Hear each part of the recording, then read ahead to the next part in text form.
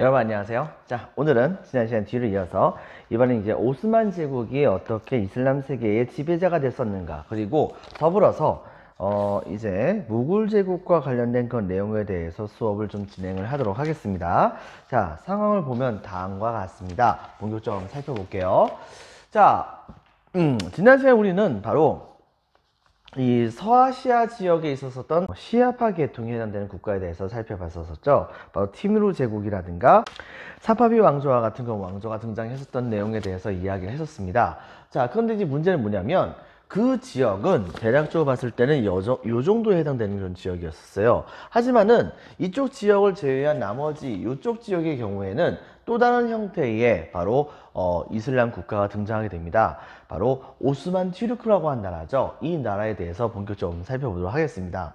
첫 번째, 먼저 일본의 성장에서는요, 바로 13세기 말 때쯤에 바로 이제 오스만 1200년대 후반 때쯤, 이때쯤에 오스만 튀르크족이라고 하는 민족이 이때 당시에 소아시아 지역을 장악을 하게 됩니다. 소아시아는 대략적으로는 여기에 해당되는 그런 지역이니까요. 근데 문제는 뭐냐면 이 소아시아 바로 앞쪽에 바로 여러분이 잘 알고 있는 비잔티움 제국이 현재 남아있었던 상황입니다. 사실상 비잔티움 제국은 사실은 이제 그 힘이 너무나도 약해져 가지고서 실질적으로 통치했었다고 볼 수 있는 지역은 콘스탄티노폴리스에 해당되는 바로 요 지역을 제외한 나머지 부분들은 해안가 근처를 중심으로 해서 부분적으로 지배했을까? 이거 말고는 제대로 된 지배를 하고 있는 상황이 아니었었습니다. 근데 그럼에도 불구하고 이 국가가 계속해서 멸망하지 않은 가장 큰 이유 중에 하나는 그 먼 옛날서부터 수도였었던 콘스탄티노폴리스를 굉장히 극강의 요새로 만들었기 때문에, 그렇기 때문에 그 요새를 방벽으로 삼아서 이 비잔티움 제국이 계속해서 유지가 될 수가 있었던 것이죠. 자, 그렇게 해가지고서 나름대로 이 비잔티움 제국은 이 이슬람 세력이 유럽 지역으로 전파되는 것을 막아주는 일종의 방파제 역할을 했었던 것이 사실이긴 합니다. 하지만 그 방파제를 깬 나라가 바로 이 오스만 제국이라는 나라였었어요. 이 오스만 제국은 바로 이 메메트 2세라고 하는 그런 왕 때에 이 비잔틴 제국을 최종적으로 정복을 하게 됩니다. 즉 기산청해한 방법을 통해서 이 비잔틴 제국의 방벽을 다 뚫어버리고, 최종적으로는 이 메메트 2세는 바로 군대를 동원해서 비잔티움 제국의 수도였었던 콘스탄티노폴리스를 최종적으로 이제 정복을 하게 돼요. 근데 이제 문제가 생겨요. 메메트 2세가 알게 됐습니다. 이 비잔티움 제국의 수도였었던 콘스탄티노폴리스가 너무 아름다운 거예요. 근데 문제는 당시에 이슬람 쪽에서의 대표적인 전쟁에서의 풍습 중에 하나가 뭐냐면, 어떤 지역을 정복을 하면 바로 그들은 바로 정복한 지역을 약 한 3일 동안 약탈을 한다고 합니다. 그것이 사람이든 재산이든 뭐든 간에요. 하지만 그 3일이 지나고 나서부터는 거기 살고 있는 사람들의 모든 바로 사람들의 생명들을 바로 이슬람 제국의 왕, 즉 술탄의 이름으로 이제 보호를 해주는 모습을 보여주게 됐었어요. 근데 문제는 뭐냐면, 비잔티움 제국의 수도였었던 콘스탄티노폴리스를 점령을 했는데, 이 메메트 2세가 여기를 점령하고 딱 보니까 여기가 너무 아름다운 겁니다. 그리고 이것이 너무나도 지켜야 될 유산들이 정말 많다고 생각이 되었었는데, 문제는 여기를 정복을 해가지고서 약탈을 하게 된다고 한다면 수많은 문화재와 수많은 물건들이 전부 다가 싸그리 다 없어질 것이라고 하는 것을 이 메메트 2세가 알게 됐던 것이에요. 자, 그래가지고서 메메트 2세가 그만 고민을 하다가 최종적으로 다음과 같은 결론을 내립니다. 자신들의 병사들에게 양해를 구한 거예요. 즉, 원래 이슬람법에 의하면은 3일 동안 약탈을 하는 것이 정상이다. 그러나 이거 비잔틴 지역의 수도였었던 콘스탄티노폴리스 너무 아름답지 않냐. 그렇기 때문에 병사들이요, 한 번만 봐줘라. 이번에는 도시를 약탈을 하지 말자. 대신에 바로 너희들이 약탈할 수 있을 정도에 해당하는 그런 재화를 대신 내가 내어주겠다 라고 얘기를 했던 거예요. 그래가지고서 이때 당시에 이 메메트 2세는 이제 손상 없이 안전하게 장악을 하게 되는 모습을 보여주게 됩니다. 하지만 비잔틴 제국의 수도였었던 콘스탄티노폴리스는 동방정교회의, 즉 여러분이 알고 있는 그리스 정교이죠. 그 그리스 정교회의 수도에 해당되는 곳에 해당됐었던 곳이기 때문에 그렇기 때문에 그리스도교의 여러 가지 표식 같은 것이 많이 남아 있었단 말이에요. 근데 이때 당시에 메메트 2세는 이슬람 국가에 해당되는 이 오스만 제국을 이끌고 있었던 사람인데 크리스도교의 표식들을 계속해서 남길 수는 없는 거잖아요. 때문에 이때 당시에 메메트 2세는 바로 상징적인 의미에서 당시에 이 콘스탄티노폴리스의 여러 크리스토교와 관련된 모든 물건들을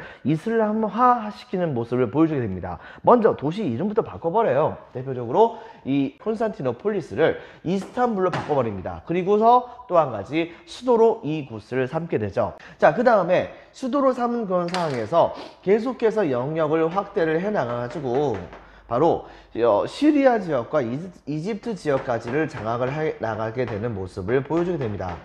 그래가지고서 대략적으로 옛날 동로마 제국이 장악했었던 거의 대부분의 지역을 장악했다고도 볼 수가 있는 것이겠죠. 자, 그리고 그 뒤를 이어서 이제 등장했었던 여러 술탄 중에 일부는 말이죠. 바로 이집트 지역에서 이 맘루크 왕조라고 하는 또 다른 이슬람 국가의 보호를 받고 있었던 옛날 멸망했었던 아바스 왕조 있죠, 여러분들. 아바스 왕조가 멸망하면서 칼리프제가 사실상 끝난 것 같지만 아바스 왕조의 왕을 칼리프라고 보통 얘기하잖아요. 이슬람 세계의 최고 지도자. 그런데 종교적 지도자긴 하죠. 그런데 이때 당시에 이 맘루크 왕조는 바로 아바스 왕조의 마지막 칼리프의 숙부를 초청해가지고서 아바스 왕조가 멸망하게 되자 바로 그 사람을 또 다른 형태의 칼리프로서 인정해주는 모습을 보여주고 있었습니다. 그리고 바로 그 사람들의 후예들이 계속해서 이 칼리프의 지위를 얻어나가고 있었는데요. 당시에 이 오스만 제국은 바로 이 맘루크 왕조를 멸망시킨 다음에 바로 그들이 보호하고 있었던 아바스 왕조의 칼리프의 그 후예들에게서부터 칼리프라고 하는 지위의 칭호를 자기네들이 받게 됩니다. 자, 그렇게 하고 나서 뭘 하게 됐었느냐? 바로 이때 당시에 오스만 제국의 우두머리였었던 술탄이 칼리프를 같이 겸하게 되는 거예요. 그래가지고서 이때 당시에 정치적 지도자였었던 오스만 제국의 술탄은 이때 당시에 바로 이 아바스 왕조의 칼리프의 후손에게서부터 칼리프의 칭호를 획득해서 자기가 스스로 칼리프를 겸하게 되면서 오스만 제국의 술탄이 바로 아바스 왕조의 칼리프를 겸하게 되면서 이때 당시에 전체 이슬람 세계에서의 정치와 종교의 최고 지도자로서 이제 군림을 하게 되는 모습을 보여주게 됩니다.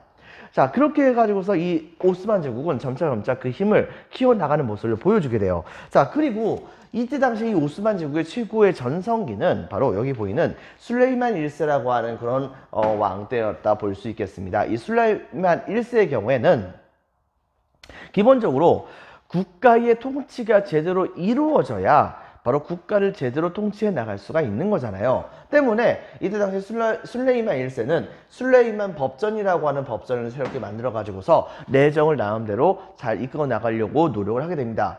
그리고 그에 따라서 국가를 제대로 정비해 나가는 모습을 보여줬던 것이죠. 그리고서 이걸 시작으로 해가지고 본격적으로 사방팔방으로 영역을 굉장히 많이 확장을 해 나가게 됩니다. 결과적으로는 이때 당시에 이 술레이만 1세 때의 오스만 제국의 영역은 이 그리스 지역을 엄청나게 많이 이제 장악을 한 다음에 그 다음에 흑해 지역까지 전부 장악을 하면서 그러면서 당시에 이쪽에 있었던 신성 로마 제국과 같은 여러 개의 국가들에게 굉장히 커다란 위협을 주게 되는 모습을 보여주게 됩니다. 또한 이때 당시에 영역을 계속해서 확장을 해가지고 이 카스피해가 있었던 이 지역까지도 어느 정도 장악을 해 나갔었으며 그 다음에 북부 아프리카 지역에 대해서도 영역을 계속해서 확장을 해 나가 가지고서 그래서 당시에 지중해 지역의 거의 대부분을 차지하는 모습을 보여주게 돼요. 마치 옛날 로마가 그렇게 했었던 것처럼요. 당시에 이랬었기 때문에 당시 말에 의하면은 오스만 제국의 허락을 받지 않고서는 절대로 유럽 사람들은 지중해에다가 널판지 하나라도 띄울 수 없었다라고 하는 말이 있을 정도가 되었다고 합니다. 자, 그 다음에 또 한 가지 이렇게 장악을 하다 보니까 동방의 물산에 대해서 굉장히 커다란 호기심과 그 다음에 구매 욕구를 갖고 있었던 그런 유럽에 있던 사람들은 동방의 물건들을 이 오스만 제국을 거치지 않고서는 가져올 데가 없는 거예요. 그러다 보니까 자연스럽게 바로 이 동방의 물산들은 오스만 제국이 차지했었던 영역을 지나게 되면서 많은 이익이 붙여지게 되었던 것이고, 그것의 결과 바로 이 유럽 사람들은 굉장히 비싼 가격으로 동방의 물산을 살 수밖에 없는 상황이 되었다고 우리가 찾아볼 수가 있겠습니다. 때문에 대제국을 장악했었고, 그거에 따라서 지중해 지역도 같이 장악했으며, 그 결과 바로 동서무역도 같이 독점하게 되었다라고 하는 것을 여러분들 기억을 해주기 바랍니다. 하지만 달이 차면 언젠가는 다시 기울어지게 마련이죠. 바로 오스만 제국도 마찬가지입니다. 술레이만 1세 때까지는 정말 잘 나갔던 것은 사실이긴 한데, 술레이만 1세 이후에는 이 술탄의 자리를 두고서 다툼이 되게 심했었습니다.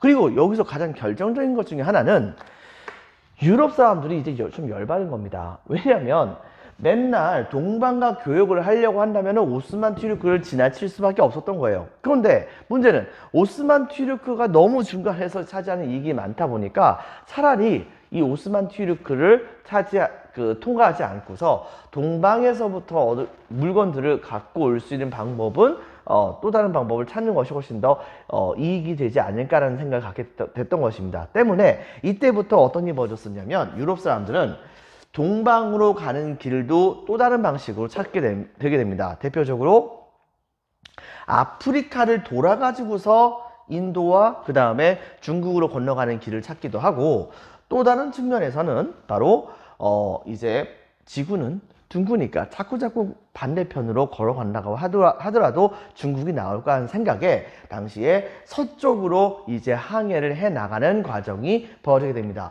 바로 이 서쪽으로 걸어 나가는 그런 항해 과정에서 이쪽에 있었던 신대륙과 유럽 사이에 있었던 이 바다를 일컬어서 우리는 바로 대서양이라고 하죠. 바로 이 대서양을 중심으로 해서 이 무역이 되게 활성화되게 되면서 그것의 결과 바로 오스만 튀르크의 무역 독점이 점차 사라지게 되었고, 그것만큼 오스만 제국의 강력한 힘도 이제 역사의 뒤안길로 사라지게 되었다라고 하는 것을 우리가 찾아볼 수가 있겠습니다.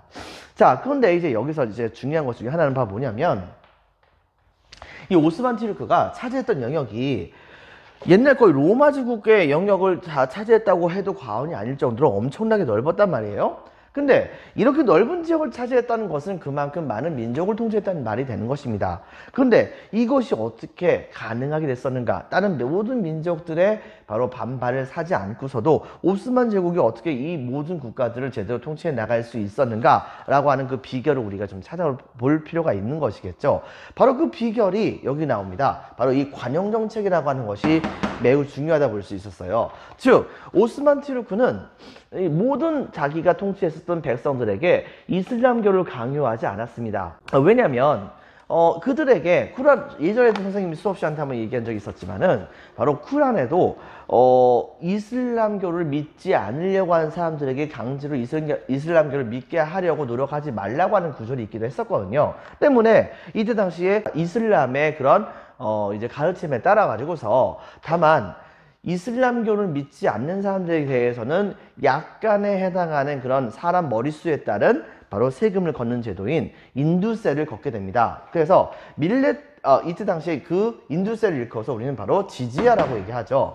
즉, 모든 이슬람의 통치를 받고 있는 백성들은 지지야를 납부만 한다고 한다면 자기들이 무슨 종교를 믿든 당시에 바로 이 오스만 제국은 전혀 터치를 하지 않았었어요. 그러다 보니까 바로 이 약간의 지지야만 내기만 한다고 한다면은 자기네들의 종교가 보장될 수 있다 보니까, 바로 종교가 다르면 탄압부터 먼저 했었던 유럽보다는 바로 이 오스만 제국의 통치가 훨씬 더 낫다고 생각했었던 많은 사람들이 바로 오히려 이 오스만 튀르크의 밑에 들어와 가지고서 자기들만의 공동체를 꾸려 가지고서 그거에 따라서 자치를 해나가는 모습을 보여주기도 했던 것입니다. 바로 그렇게 만들어졌었던 공동체를 일컬어서 우리는 바로 뭐라고 부르냐면 밀레트라고 얘기를 해요. 여기 보다시피 비이슬람 교도에 해당하는 자치 공동체가 바로 이것이라 볼 수 있겠죠. 자, 근데 그럼에도 불구하고 명색이 이슬람 국가인데 국민들이 전부 다가 이슬람교를 믿지 않는다는 건 좀 그렇잖아요. 그러다 보니까 이때 당시에 오스만 튀르크는 모든 국민들에게 이슬람교를 믿으라고 강요를 했던 것은 아니지만, 그럼에도 불구하고 이슬람교를 믿게 되는 새로운 개종자들에게는 나름대로 그 혜택을 되게 많이 주게 됩니다. 대표적인 그런 존재 중에 하나가 바로 여기 보이는 예니체리라고 하는 군대예요. 이 군대는 기본적으로 봤을 때 크리스교를 믿고 있었던 그런 일반적인 바로 유럽 사람들이라든가 뭐 그리스 지역에 있는 사람들, 뭐 이런 사람들 있죠. 이런 사람들 중에서 나름대로 능력 좀 뛰어나고, 그 다음에 이제 힘께나 쓸 수 있는 그런 사람들, 이런 청년들을 집중적으로 모아가지고서 이 사람들을 개종을 시켜요. 크리스교를 개종을 시켜요.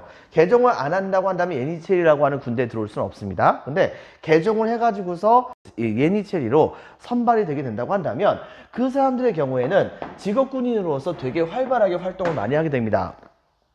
여러분들 프린트 11페이지에 나와 있다시피 이때 당시에 그 예니체리는 바로 이 술탄의 친위부대라 볼 수 있는 군대로서 전쟁터에서는 항상 용감하게 적들과 많이 싸우는 모습을 보여주긴 했었었는데, 그런데 이 예니체리가 굉장히 힘이 세기도 했었고, 이 예니체리 출신에 해당됐었던 그런 많은 군인들이 바로 이 오스만 제국의 고위직의 자리까지 올라가기도 했었거든요. 이게 약간 좀 심해가지고서 일부러 오히려 원래부터 이슬람교를 믿고 있었던 사람들보다도 바로 개종을 해가지고서 이슬람교를 믿었었던 바로 이 예니체리에 해당되는 그런 사람들이 출세를 더 많이 하는 그런 아이러니컬한 상황이 벌어지기도 했었다고도 합니다. 어쨌든 간에 바로 이런 예니체리라고 하는 군대를 새롭게 구성해가지고서 국가를 이제 발전시켜 나가는 모습을 보여줬다는 것을 여러분들이 같이 기억을 해주기 바랍니다. 또한 바로 이 오스만 제국의 경우에는 당연히 동양과 서양과 그 다음에 심지어는 아프리카 지역까지도 이 세 개의 대륙의 완전히 가운데에 위치했었던 건 나기 때문에 세 개의 대륙들은 오스만 제국을 거치지 않을 수가 없었어요. 바로 그런 이점을 통해 가지고서 중개무역으로서 이 오스만 제국이 엄청나게 번영을 하게 되었고, 그 과정 중에서 기본적으로 여기에 모여드는 모든 그런 인종들의 문화들을 다 인정을 해주잖아요. 이런 관용 정책 덕분에 당시에 이 지역에 모여들었었던 많은 민족들, 대표적으로 기존에 있었던 비잔틴 제국의 통치를 받던 사람들은 물론이고, 그 다음에 오스만 튀르크족, 중국식으로 얘기한다면 돌궐족이라고도 볼 수 있겠죠. 이 민족들과 거기와 더불어서 페르시아의 문화까지도 같이 융합을 해가지고서 되게 발달된 그런 형태의 문화의 발전을 이룰 수가 있었다라고 하는 것을 우리가 찾아볼 수가 있겠습니다. 그리고 또 한 가지, 건축이라고 하는 측면에서는요, 바로 이 비잔틴 제국을 본땄습니다. 비잔틴 제국의 문화가 워낙 높았으니까요. 그래가지고 자기네들이 만들었던 그런 대부분의 모스크들을 바로 비잔틴 제국의 양식을 본따 가지고서 만드는 경우가 정말 많았다고 합니다. 그래서 대표적으로 여러 가지 모스크들을 많이 만들기도 했는데요. 실제로 이 성소피아 성당이 있었던 이 비잔틴 제국의 원래 수도였었던 콘스탄티노폴리스, 지금 현재 이스탄불에 가면은 이 성소피아 성당뿐만이 아니고 이거를 본따 가지고서 이슬람의 이 오스만 제국의 여러 술탄들이 만들었었던 각종 모스크들이 즐비하게 널려 있어요. 근데 그 모습이 하나같이 둥근 도매 형태를 띈 그런 형태의 이슬람 사원, 그런 모스크가 많이 만들어진 모습을 우리가 찾아볼 수 있습니다. 그리고 기존에 있었던 이 성소피아 성당은 이 비잔틴 제국의 상징과 같은 그런 성당이잖아요. 때문에 이슬람의 입장에서는 이것을 그냥 냅두면 안 되는 것입니다. 때문에 그들은 어떻게 했었냐, 바로 이 성소피아 성당을 첫 번째, 그 내부에 엄청나게 많이 있었던 모자이크화가 있었었죠. 이것을 갈아 없애지는 않았습니다. 너무 아름다우니까요. 하지만은 이것을 그냥 냅두면은 이건 우상숭배에 해당된다고 생각했었던 많은 이슬람의 그런 술탄들이 어떻게 했냐면 거기를 회반죽 같은 걸 다 발라버렸어요. 다 발라버려가지고 내부를 깨끗하게 만든 다음에 성소피아 성당에 여러 첨탑을 세워가지고서 바로 모스크의 양식으로 이것을 변형을 시킵니다. 자, 그렇게 하고 처음에는 이 성소피아 성당을 그렇게 해서 운영을 했다가 나중에 후대에 와서 이제 많은 그런 술탄들은 바로 이 성소피아 성당보다도 훨씬 더 화려하고 웅장한 그런 형태의 바로 모스크를 만들려고 하는 건 생각해서 여러 개의 모스크를 이때 당시에 건립을 해 나가는 모습을 보여주게 됩니다. 그 중에서 가장 멋있는 그런 이 모스크가 바로 술탄 아흐메드 모스크라고 볼 수가 있는 것이겠죠. 자, 이렇게 되면서 오스만 제국은 크게 발달했다고 우리가 볼 수가 있겠습니다. 자, 먼저 보겠습니다. 프린트 11페이지. 먼저 성장에서는 13세기 말 오스만 튀르크족이 소아시아를 장악하면서 건국했다. 자, 발전 보겠습니다. 별표 1개 반, 영토에다가 별표 1개 반, 메메트 2세 박스 치고. 동감 1번, 15세기 어디를 정복했다고 했었죠? 바로 비잔티움 제국. 자, 비잔티움 제국을 정복하고. 동감 2번, 콘스탄티노폴리스를 빈칸에 적겠습니다. 이름을 바꿉니다. 네 글자로. 뭐라고 했었죠? 바로 이스탄불로 개칭합니다. 자, 그 다음에 이후 수도로 이곳을 삼았다 볼 수 있겠죠. 그리고 그 다음에 동감이 3번, 시리아와 이집트까지 정복하는 모습을 보여주게 됩니다. 자, 두 번째, 바로 이후의 술탄이긴 했었지만 바로 튀르크의 술탄이 바로 맘루크 왕조가 보호하고 있었던 칼리프에게서부터 칼리프의 칭호를 이제 계승받아가지고 자기 스스로 칼리프를 칭하게 됩니다. 즉 술탄이 곧 칼리프가 된 거예요. 이른바 이 제도를 뭐라고 한다고 했었죠? 바로 술탄 칼리프제, 이것을 실시했다 볼 수 있겠습니다. 별표 2개. 술탄 칼리프제, 튀르크의 술탄이 칼리프를 겸합니다. 정치와 종교를 아우르는 이슬람 사회의 최고 지배자로서의 역할을 했다 볼 수 있겠죠. 자, 별표 2개. 전성기에서는 슐레이만 1세는 동감 1번, 술레이만 법전이라고 하는 법전을 만듭니다. 동감 2번, 각종 제도 정비로 제국의 기틀을 마련하는 모습을 보여줍니다. 자, 동감이 3번에서는 서아시아, 그 다음에 유럽, 그 다음에 북아프리카에 걸친 대제국을 건설합니다. 이때 당시에 이 유럽을 공격했었는데 당시에 신성 로마 제국의 바로 수도가 현재 오스트리아의 빈인데요. 이 빈을 몇 번이나 포위 공격을 할 정도로, 그 정도로 이때 당시에 바로 이 오스만 제국의 군대가 엄청나게 신성 로마 제국을 괴롭히는 모습을 보여줬다는 것을 우리가 찾아볼 수가 있겠습니다. 그 다음에 동감이 4번, 지중해 해상권을 장악합니다. 그리고 동감이 5번, 동서무역을 독점하죠. 자, 그 다음에 쇠퇴는 별표 하나. 동감 1번, 술탄 계승권을 둘러싼 분열이 일어났었고요. 동감이 2번, 신항로 개척 이후에 빈칸에 적겠습니다. 대서양 무역이 활발해지면서 경제적으로 쇠퇴하게 되면서 결과적으로는 오스만 튀르크가 갖고 있었던 지리적 이점이 되게 약화가 되게 되면서 경제적으로 쇠퇴하게 됐고, 그거에 따라서 국력도 조금씩 약화가 되게 되었다라고 하는 것을 기억을 해주기 바랍니다. 자, 그 다음에 동감이 3번의 관용정책은 별표 2개 칩니다. 바로 밀레트 꼭 기억해줘야 됩니다. 지즈야, 바로 이슬람교를 믿지 않는 사람들에게 매겼었던 인두세라고 했었죠. 자, 지지야, 이 인두세를 납부를 전제로 비이슬람교도의 자치적인 공동체 구성을 인정을 해주게 됩니다. 즉 이때 당시에 바로 이 비이슬람교도의 바로 자치적인 공동체를 밀레트라고 한다라고 하는 것을 기억을 해주기 바랍니다. 자, 두 번째, 예니체리라고 하는 직업군인들이 이때 당시에 있었었다. 즉 바로 뛰어난, 빈칸에 적겠습니다, 비이슬람교도 청년, 이 비이슬람교도 청년들을 개종시켜서 바로 직업군인으로 선발했었고, 이들이 나중에 이 통로를 통해서 지배계층이 될 수 있도록 나름대로 이제 통로의 역할을 만들어줬다는 것을 우리가 찾아볼 수가 있겠습니다. 자, 그 다음에 프린트 12페이지에서 본다고 한다면요. 자, 4번, 경제에서는 아시아와 아프리카, 유럽 대륙을 연결하는 바로 빈칸에 적겠습니다. 중개무역. 자, 중개무역으로 엄청난 번영 밑줄. 자, 별표 하나. 문화에서는 바로 이 오스만 제국의 빈칸에 적겠습니다. 관용정책. 이 관용정책으로 다양한 민족과 문화들이 각각의 공동체를 꾸리면서 공존을 할 수가 있었었는데, 이 과정 중에서 그 민족들이 같이 뭉쳐나가게 되면서 모여들게 되었던 문화적 특징들이 오스만 튀르크의 통치 아래서 바로 하나로 융합되는 모습을 보여주게 되었다라고 하는 것을 기억을 해주기 바랍니다. 바로 그 민족들이 주로 비잔티움, 빈칸에 적겠습니다. 비잔티움.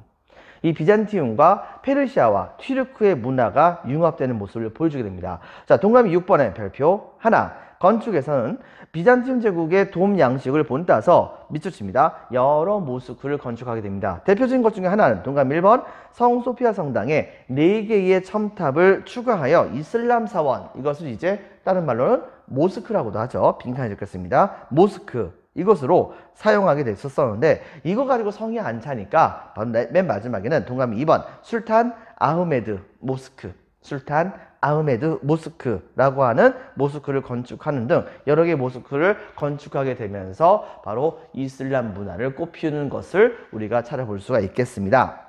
자, 그 다음에 이번에는 이제 무굴 제국과 관련된 내용에 대해서 이야기를 하도록 할게요. 내용을 보면 다음과 같습니다. 이 무굴 제국의 경우에는 이제 옛날에 선생님이 설명했었던 티무르 제국이 있었죠. 이 티무르 제국이 바로 이 북인도 지역을 침공을 하게 됩니다. 즉 이때 당시 그 후손이었었던 바부르라고 하는 사람이 북인도 지역을 침공을 했었었는데요. 당시 북인도 지역에서는 이미 옛날서부터 여러 개의 바로 이제 그 술탄 왕조가 등장하게 됩니다. 바로 델리 술탄 왕조라고 하는 왕조가 여러분들 프린트 12페이지에 보이는 여러 개의 표들이 보이죠? 바로 그런 표에서 나와 있었던 왕조들처럼 여러 개의 이슬람 왕조들이 있었었는데요. 이때 당시 바부르가 이 지역을 공격하면서 이 지역에 있었던 바로 이 델리 술탄 왕조들을 멸망을 시키게 됩니다. 그리고 그 지역을 완전하게 장악을 하게 되면서 이른바 무굴 제국이라고 하는 나라를 계속해서 유지해 나가는 모습을 보여주게 됐던 것이죠. 자, 그런데 이 무굴 제국이 바로 엄청나게 발전하는데 가장 커다란 초석과 최고의 전성기를 구가했던 왕이 바로 누구냐? 바로 아크바르 대제라고 봅니다. 다른 말로 이제 악바르 대제라고도 얘기를 해요.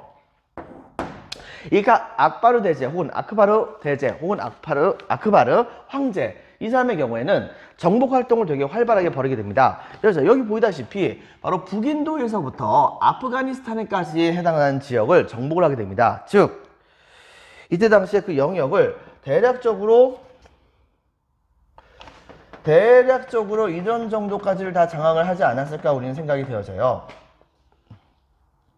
그래가지고서 영역을 엄청나게 이제 장악을 해 나가게 되는 모습을 보여주게 됐던 것인데, 문제는 뭐냐면 티무르의 후손이었던 바부르 자체가 바로 이슬람 교도였다는 거예요. 자, 그런데 이슬람의 왕조가 옛날서부터 인도의 북부 지역에 정착을 하고 있었던 것은 사실이긴 하지만 인도 지역을 전부 다 정복을 하려고 한다면 이미 굽타 왕조 때에 성립되었던 힌두교를 믿고 있었던 여러 이 인도 본토 안쪽에 있었던 여러 개의 힌두교 왕국들의 인정을 받아야 되는 건 측면이 있는 것이잖아요. 자, 그렇기 때문에 이슬람교가 다른 종교를 전부 다 탄압을 하게 된다고 한다면 당연히 이들도 끝까지 이슬람교와 싸움을 벌이려고 노력을 했을 것이란 말입니다. 때문에 이때 당시 아크바르 대제는 그러한 다툼이 되게 소모적인 것이라 생각했던 것이에요. 그래가지고서 굉장히 기존에 있었던 이슬람 세력의 입장보다도 훨씬 더 관용적인 모습을 보여주게 됩니다. 이른바 이 관용 정책을 펼쳤다고 볼 수 있는데요. 이슬람 외에도 다른 종교도 이제 인정해주는 모습을 보여주게 됩니다. 그리고 이슬람교도와 그 다음에 비이슬람교도를 이때 당시에 구별해주는 대표적인, 형식적이긴 하지만 구별해주는 그런 형태의 세금 제도가 있었죠. 이 지지야 제도를 아예 폐지를 시켜버려요. 그러다 보니까 이슬람교도와 비이슬람교도가 그다지 차이가 별로 없는 건 사실이지 않습니까? 그리고 또 한 가지, 이때 당시에 이슬람교도가 중심이 돼가지고서 관직을 많이 차지를 했었었는데 바로 그러한 차별 자체를 아예 없어버려요. 그리고 인도의 대부분의 사람들이 상당수가 이 힌두교를 믿고 있던 사람들이다 보니까 이 힌두교도들을 대거 관직에 이제 등용을 해주게 되면서 아크바르 황제의 통치를 받고 있었던 무굴 제국 안에서 일어나고 있었던 종교에 대한 탄압을 최대한 완화시키는 모습을 보여주게 됩니다. 그래서 힌두교도에게도 관직과 그 다음에 군대를 개방을 시켰었고요. 심지어는 이 아크바르 황제 자체도 바로 남쪽에 있었던 또 다른 여러 힌두교를 믿고 있었던 그 지역의 작은 국가들의 공주와 같이 결혼해가지고서 그들 사이에서 자식까지 낳는 모습을 보여주기도 합니다. 그러면서 힌두교를 믿고 있는 그런 국가들에게 나름대로 안정감을 주는 모습을 보여줬었어요. 결과적으로는 이 아크바르 대제는 당시에 이 비이슬람교도와 이슬람교를 믿고 있는 그런 사람들의 화합을 추진을 해나가게 되면서 단순한 이슬람 국가가 아닌 인도의 국가로서, 통합된 국가로서의 모습을 갖춰 나가려고 하는 모습을 많이 보여주게 됩니다. 그러면서 굉장히 평가를 받고 있는 존재가 바로 이 아크바르 대제였었어요.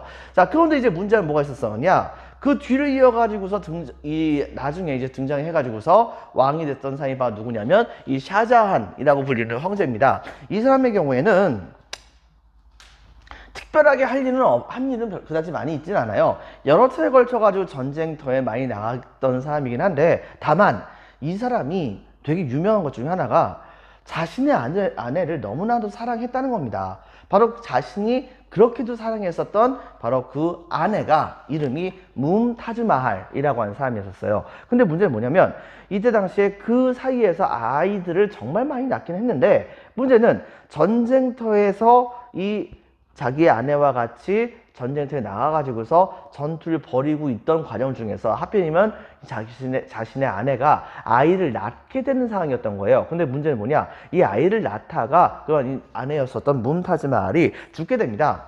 죽게 되게 되자 여기에 충격을 받았던 이때 당시에 샤자한은 바로 세상에 있는 모든 사람들, 모든 최고의 기술자들, 뭐 심지어 유럽까지도 기술자들을 초빙해가지고서 자신의 아내를 위한 세상에서 가장 멋들어진 그런 형태의 바로 무덤을 만들게 됩니다. 이 무덤이 현재 우리가 알고 있는 그림도 유명한 타지마할이라고 하는 이제 그 무덤이었었어요. 근데 문제는 뭐냐면 이 타지마할 자체는 굉장히 아름답거든요. 너무나도 아름다워가지고서 이것은 한 폭의 그림 같다고 생각할 수 있을 정도긴 합니다. 문제는 그 타지마할이라고 하는 무덤을 만들 때 그때에 바로 너무나도 많은 사람들이 희생을 당했다는 것입니다. 그때 당시에 이 무굴 제국 자체가 엄청난 가뭄 같은 그 흉년을 당하게 되는 상황이었었어요. 하지만 국가 재정 전혀 생각하지 않고 이 샤자한은 바로 이 뭄타즈마할의 무덤, 즉 타지마할을 만드는데 모든 전력을 다 쏟는 바람에 국가 재정이 엄청나게 소비가 되고 이 타지마할을 건축하는 과정 중에서 많은 사람들이 죽게 되었고 굶어 죽는 상황이 벌어졌다고 하더라도 전혀 개의치 않았었습니다. 여러분 생각해 보세요. 아무리 아내에 대한 사랑이 강했다고 하지만 그 아내에 대한 사랑을 표현하기 위해서 다른 사람을 죽여야 한다고 한다면 그 사랑은 과연 지켜야 되는 것일까요?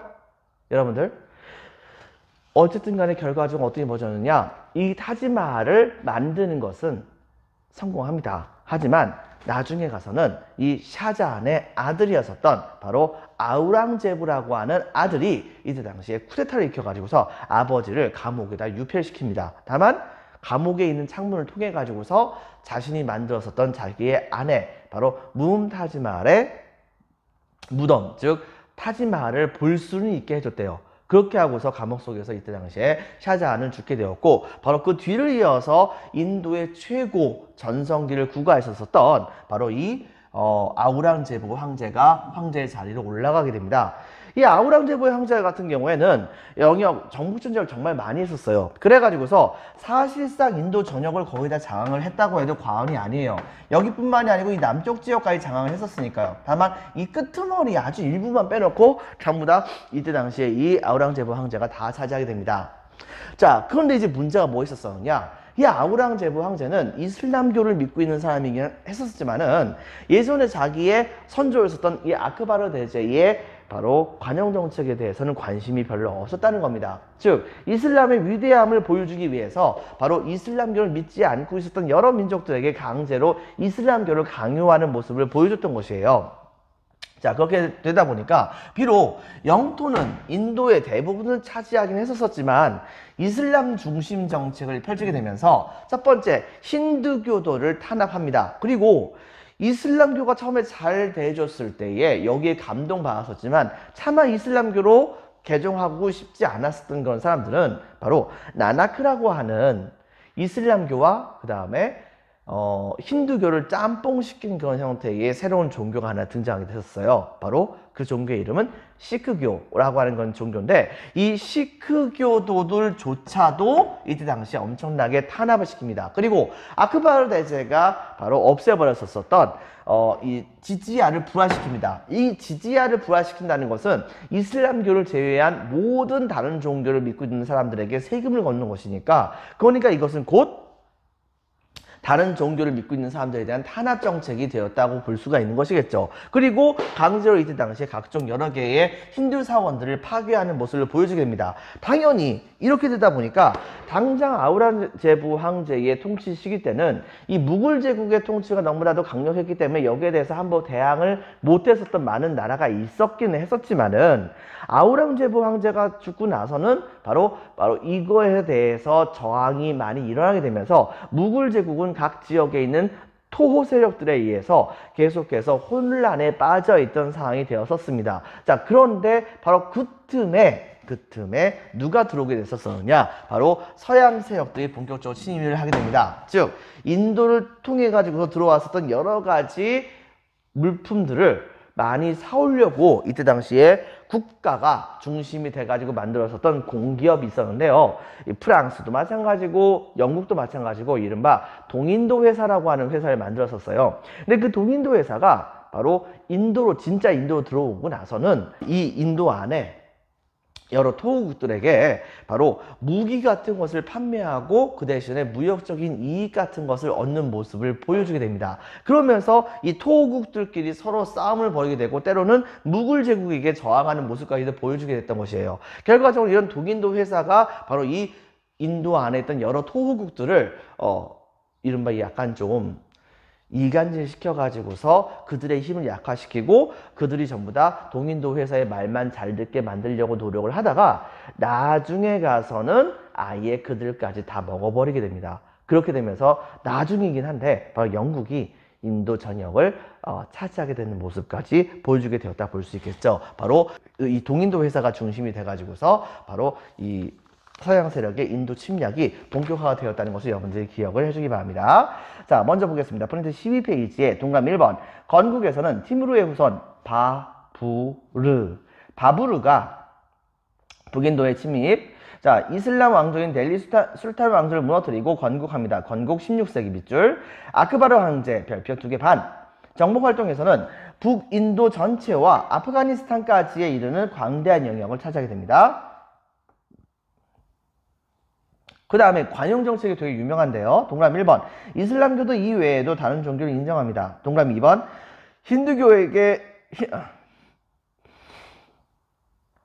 힌두교도에게 징수했었던 인두세, 바로 지지야죠. 이 지지야를 폐지시켜버려요. 동그라미 3번. 관직과 군대를 힌두교도에게도 개방을 합니다. 그리고 동그라미 4번. 힌두교 세력과 빈칸을 읽겠습니다. 혼인 등으로 비이슬람교와의 화합도 같이 추진을 하죠. 그리고 그 정신은 계속해서 이 무굴 제국에게 정착이 되기도 했었습니다. 별표 하나, 샤자한. 이 샤자한의 경우에는 아내 뭄타즈 마할을 위해서 타지마할이라고 하는 무덤을 만들었다는 것을 여러분 같이 기억을 해주기 바랍니다. 근데 그 무덤 자체가 이슬람의 양식을 따르긴 한데 인도의 고유의 그 모습도 양식도 같이 따르는 곳이 있기도 했었어요. 때문에 바로 이러한 이 타지마할 사원은 매우 중요하다 볼 수가 있겠습니다. 그래서 인도의 문화와 이슬람 문화가 같이 융합됐다고 해가지고서 인도 이슬람 문화의 결정체다라고도 얘기를 하기도 합니다. 자, 그 다음에 동그라미 4번에 아우랑제부 황제 별표 2개. 자, 영토 확장에서는 인도의 대부분을 차지합니다. 밑줄. 자, 두 번째, 이슬람교 중심 정책을 펼칩니다. 동그라미 1번. 힌두교도와 빈칸에 적혔습니다. 시크교도를 탄압합니다. 자, 동그라미 2번.